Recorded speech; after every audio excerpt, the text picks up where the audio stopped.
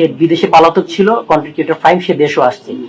সাম্প্রতিক সময় দেখলাম যে যারা আসামি তারা অনেকটা প্রকাশ্যে হচ্ছে, এদের বিরুদ্ধে আপনাদের কোনো ব্যবস্থা নেবেন কিনা, অথবা আপনাদের অবস্থানটা কি? এইরকম স্পেসিফিক কোনো ঘটনা নিয়ে আমি তো এখনো ওয়েল ব্রিফড হই নাই যে এটার জবাব দেব।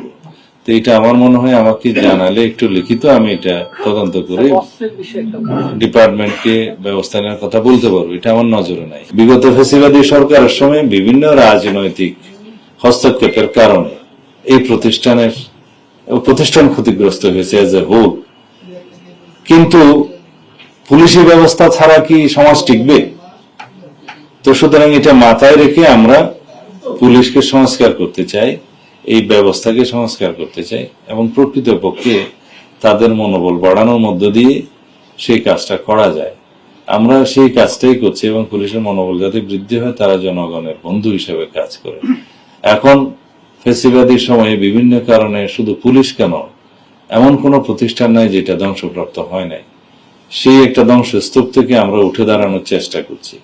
সেই অবস্থায় গণ অভ্যুত্থান পরবর্তী অবস্থার মধ্যে জনগণের যে প্রত্যাশা, সেই প্রত্যাশার সাথে আমরা তাল মিলিয়ে আমাদেরকে চলতে হবে। সেই মোটিভেশনাল ওয়ার্কটা আমরা করছি। আমি বিভিন্ন ডিপার্টমেন্টে যাব, তাদের সাথে মোটিভেশনাল স্পিচ দেব, কথা বলবো, তাদেরকে সাহস দিতে হবে এবং এদেরকে নিয়েই আমাদেরকে চলতে হবে।